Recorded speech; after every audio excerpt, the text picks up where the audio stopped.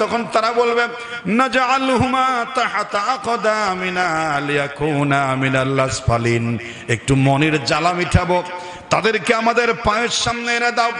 নাজআলহুমা তাহতা আকদামিনা, আকদামুন কদম থেকে, কদম মানে পা, আমরা একটু লাথি দিয়া ফুটবলের মতো করে আমরা নিজেরা যেন তাদেরকে জাহান্নামে একটু নিজেরা ফেলতে পারি, একটু লাথি দিতে পারি, একটু লাথির কাঁঠাল বানাতে পারি, হাসরের ময়দানে একটু বেইজ্জত করতে পারি, আমাদের সামনে এনে দাও।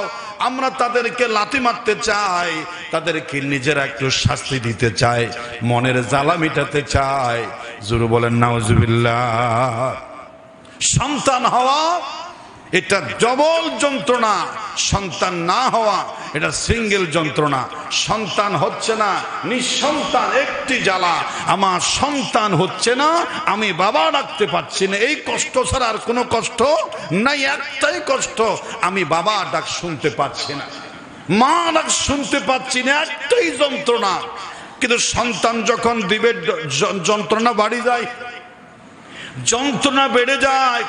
সন্তানগুলো ইন্নামা আমওয়ালুকুম ওয়া আওলাদুকুম ফিতনা, আল্লাহ পাক বলছেন তোমাদের সন্তান সন্ততিগুলো তোমাদের জন্য পরীক্ষার বিষয়, তোমাদের জন্য ফিতনার কারণ, তোমাদের জন্য জাহান্নামে যাওয়ার কারণ হবে তোমাদের সন্তানরা। সন্তানকে যদি যেভাবে মানুষ করা প্রয়োজন সেভাবে করা না হয়, দিন শিক্ষা দেয়া না হয়, তাদেরকে যদি কোরআনের শরীয়তের লাইনে মানুষ করতে একটু অবহেলা হয়, ব্যর্থ হয়ে যায়, তারা যদি মা বাবার একটু অবহেলার কারণে শরীয়ত দিন বুঝতে অক্ষম হয়, একটু দুর্বলতা হয়, একটু ঘাটতি হয়, কিয়ামতের ময়দানে বাবার বিরুদ্ধে তারা নালিশ করবে, দুনিয়াতেও অপমান করবে মা বাবাকে, আখিরাতেও তাদেরকে লাথি দিয়া জাহান্নামে দেবে। সুতরাং সন্তান শুধু নিয়ামত নয়, সন্তান মা বাবার জন্য কিয়ামত হবে। যদি সন্তান পাওয়ার পরে শুধু আদর করেন, শুধু শাসন করেন, শুধু মোহাব্বত করেন, শুধু দুনিয়ার চিন্তা করেন, দুনিয়ার ভবিষ্যতের চিন্তা করেন, দুনিয়ার পরে ওই জগতে আসল ভবিষ্যতের কথা চিন্তা না করেন, তাহলে সন্তান হওয়ার চাইতে না হওয়া আপনি অনেক ভালো ছিলেন। অনেক কি ছিলেন? ভালো ছিলেন। ইসলামী চিন্তাবিদরা বলেন সন্তান নষ্ট হওয়ার পিছনে সবচেয়ে প্রধান, সবচেয়ে বড় দায়ী হলো মা বাবা। সন্তান নষ্ট হওয়ার পিছনে সবচেয়ে বড় দায়ী হলো মা বাবা। কারণ মা বাবার কাছে ছোট্ট অবস্থায় ছিল, সে সন্তানকে খুলে করে সন্তানকে নিজের সাথে শোয়া বসে ঘোরায়া ফিরায়া মা বাবা যেগুলো দেখতো, যে সংস্কৃতির সাথে বড় হতো, সন্তানকে সেভাবেই বড় করেছে। সুতরাং সন্তান যদি, মা বাবা যদি নামাজি হয়, সন্তান নামাজি হতে চেষ্টা করে। মা বাবা যদি আল্লাহওয়ালা হয়, সন্তান আল্লাহওয়ালা হওয়ার চেষ্টা করে।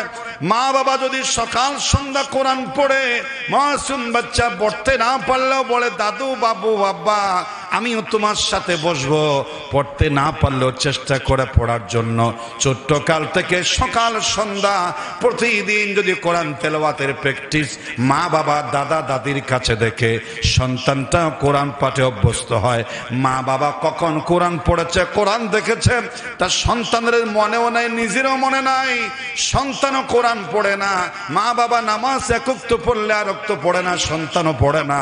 মা বাবা হারাম হালালে পরখ করে না, সন্তানও পরখ করে না। মা বাবাও মানুষের সঙ্গে যেরকম গালাগালি মন্দ খারাপ আচরণ করেন, সন্তানটাও সেভাবে শিখে ফেলে। এখান থেকে সব কিছু শিক্ষকর্ম জীবনে গিয়ে মা বাবার খাসলতটা সন্তানের দিলের ভিতরে বসে যায়। সুতরাং মা বাবা হলো সন্তান ভালো এবং খারাপ হওয়ার জন্য প্রধান বিষয়। এজন্য মুফাসসিরিন কিরাম বলেছেন, সন্তানদের কুল আল খিদনু আল খাদনু লিল বানিনা ওয়াল বানাত, সন্তানদের জন্য প্রথম বিশ্ববিদ্যালয় বলে মা বাবার কুল। খিজনুল উম্মাহাত, খিজনুল উম্মাহাত মানে মাতৃকুল, মায়ের কুল। মা বাবার সেই ঘরটা হলো লিল বানিনা ওয়াল বানাত, সন্তান সন্ততির জন্য প্রথম বিশ্ববিদ্যালয়। প্রাইমারি প্রথম শিক্ষা প্রতিষ্ঠান হলো সন্তানদের জন্য মা বাবার বাড়ি। সেখান থেকে আপনার কোমলমতি ছাত্র, কোমলমতি ছেলে মেয়ে যেভাবে আপনি চলবেন সেভাবে সন্তান মানুষ হবে। সাবধান হতে হবে যখন থেকে সন্তান কথা বলতে শিখবে, যখন থেকে সন্তান আপনার জিনিসগুলো, আপনার দৃশ্যগুলো ক্যাচ করতে শিখবে, সতর্ক সজাগ হতে হবে।